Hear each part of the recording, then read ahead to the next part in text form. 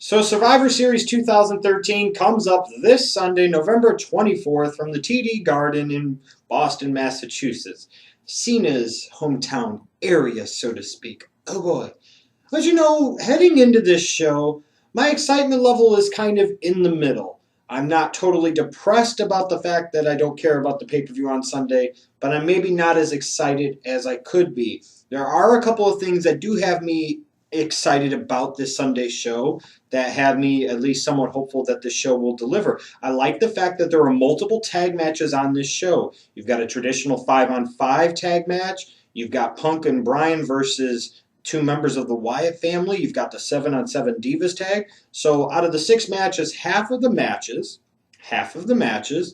are some type of tag team match that fits into the more traditional Survivor Series mold. So I kind of like that. There are other things that I like about this show. The fact that the 2 world titles are being featured very prominently, regardless of how you feel about the 2 people that have the belts right now. The bottom line is Big Show versus Randy Orton is an important feud, and then ADR versus John Cena, is equally as important of a feud.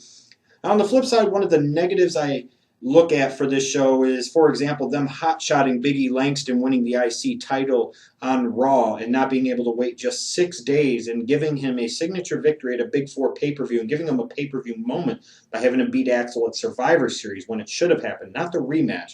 The actual title change should have happened. Also, you see people like Ryback and Jeff Ziggler.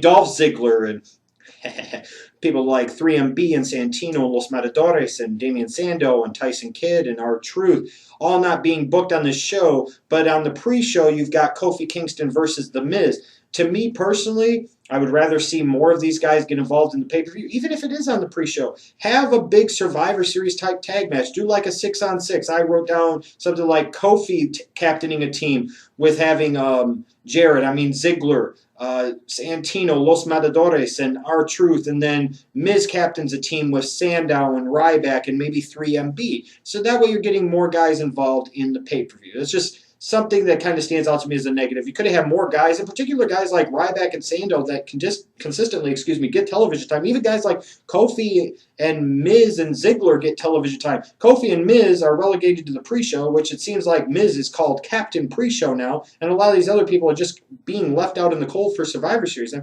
find that a little sad. You could have just had one big tag match for the YouTube pre-show. It really wasn't that hard to book that, is it? Yeah, exactly. So let me take a look at each of the matches on this card and let you know what I think is going to happen. Does anybody know why The Miz became Captain Pre-Show all of a sudden? That's his new name, Captain Pre-Show. That's really what he is. Think about how many pre-shows Miz is the featured match on. And he's facing Kofi Kingston. We've seen this match quite a number of times. I'm really surprised, not that the fact that they turned the Miz heel again because they needed to. They finally realized they were going against the grain and it wasn't working and they didn't really know what to do with the babyface Miz. Heel Miz is much better. I was surprised they had the turn on Kofi Kingston happen on Raw. Again, this is maybe something that on the show before the pay-per-view, you could actually push it off, maybe tease it a little bit, but push it off until the pay-per-view. Just something maybe that the WWE used to do that they don't do now. You have to have Miz win this match, you would think. You just are starting a heel turn. You've got to validate that heel turn with a quality victory, or at least in this case, a clean victory over Kofi Kingston. You would think, anyways. Like I said, I'm a little disappointed in the WWE. Unfortunately, not surprised, because for a lot of the times, they get to these pay-per-views, and then right before, on the go-home show, they'll throw the IC title on there, and they'll have a title change. But then they won't even feature that belt on the pay-per-view. At least here, they're featuring it on the pay-per-view. So I'm like, why did you have to have Big E Langston win on TV? Why couldn't you have given him a signature Big 4 pay-per-view victory, winning his first singles title, Just saying.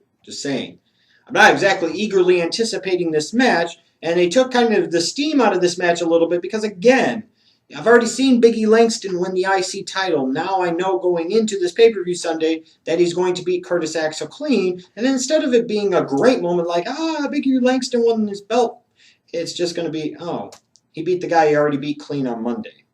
Oops. Good job, WWE. I do like the fact that they have a 7-on-7 Divas tag match. You know, you have all these divas in the company. Half of the people in this match are featured on Total Divas, half are not. So there are some real world elements that make sense to construct this match. You got faces and heels on the same team, so that's a little squirrely, but it is whatever. The bottom line is the Divas have been a much more important part of WWE's product in 2013. They merit a spot on this pay-per-view. They deserve a match on this pay-per-view, and it gives us something that feels like a traditional Survivor Series match, 7-on-7 tag. And you do have a couple of performers in here that are very good, so as a result, we could end up with a surprisingly good Divas tag after you get rid of the first 4 or 5 jabronis on each side. I think a lot of fans were jumping to a conclusion and assuming that there was going to be a 6-on-6 tag is going to be the big traditional Survivor Series tag. You were going to have Punk, you were going to have Daniel Bryan, the Rhodes brothers, the Usos, and then you were going to have the Wyatt family and the Shield on the other side. It didn't happen. I mean, that's not necessarily a bad thing because to me you were able to split off into 2 different tag matches that improve the overall strength of the show. Instead of having to blow all of your load in just one match, you could get 2 very solid to very good matches. You've got Punk and Daniel Bryan versus Rowan and Harper of the Wyatt family. Now, I would assume that the Wyatt family is going to go over here and maybe Daniel Bryan eats the pinfall. Maybe this will be a non-clean finish. Usually you would say with the WWE, they just love to put the babyfaces over whenever the fuck they can, but you would have to think they take the Wyatt family seriously. They're going to have these guys go over in some way, some capacity, you would think, and maybe they are indeed trying to set up, just one possibility, setting up to CM Punk and Daniel Bryan down the road at WrestleMania. That could happen. I don't know how likely that is, but it is a possibility, and this could be the beginning part where they start to plant the seeds for that. As far as the 5-on-5 tag, look, you still got the Rhodes brothers, the Usos, and a returning Rey Mysterio against the Shield and the Real Americans. You would think if you were trying to launch off things and figure out what's going to happen here, you would have to think maybe you'd get some dissension on the heel team. Maybe one of the members of the Shield would get unhappy with the other members of the Shield, or maybe Cesaro would get unhappy with Swagger and Coulter. I don't really know. It also seems a little odd, doesn't it, that Rey Mysterio was brought back and then just kind of shoehorned and pigeon-tailed into this one. It's kind of like, where do you go with him after this based off of this match? Usually you would think that you take these matches and you piece them together with people that have been in feuds, and maybe you're going to break these people off into different feuds. I don't know where you're going to do with Rey Mysterio at this point. That's kind of curious. Maybe you're breaking off the Rhodes brothers to fully feud with the Real Americans. Perhaps. I would anticipate that tag match is going to be really damn good, and I would also anticipate that Punk and Bryan versus the Wyatt family is going to be fairly good as well. So you have some tag matches, traditional Survivor Series tag matches on the show, or at least tag matches in general, that I think help make this feel a little bit more like a traditional Survivor Series. And now we get to the 2 featured matches, the 2 World Championship matches. You've got ADR challenging John Cena. You've got Big Show challenging Randy Orton. Now, for my money here, what I maybe would have done differently, for those of you that want to know what these 2 title matches, I might have waited until Survivor Series actually bring John Cena back. Had ADR be the champion heading into this pay-per-view. And then for the WWE Championship match, maybe I would have thrown Kane into this mix. Maybe, but probably not.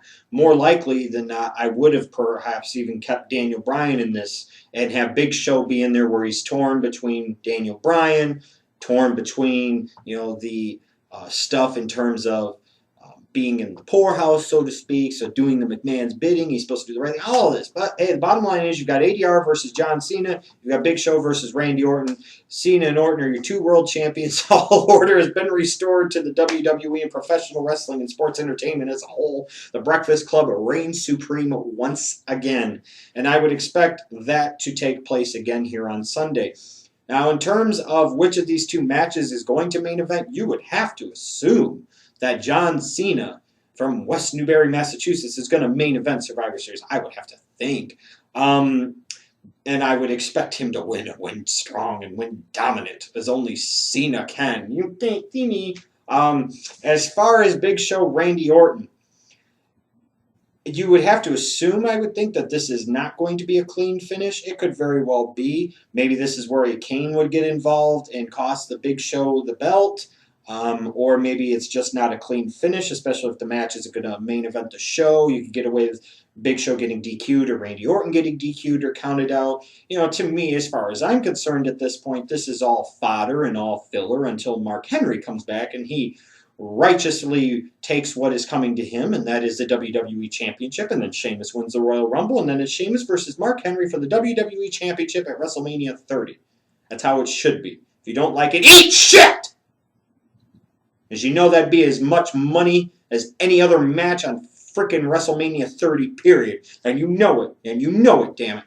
But in all seriousness, when it comes to Survivor Series, like I said, I'm not giggly tits excited. I'm not overflowing in terms of, oh my God, I can't wait until Sunday. But I'm also not of the opinion of, oh, there's a pay-per-view Sunday? Kind of like with the last one. It was kind of like, oh, there's a pay-per-view. I got to remember to watch it. I at least know Survivor Series is coming. I at least remember it's coming. I know the matches that are on the card. They've pretty much given me, for a Survivor Series with 6 matches, they've pretty much given me a full card, including some traditional Survivor Series tag matches, 3 total tag matches on the show.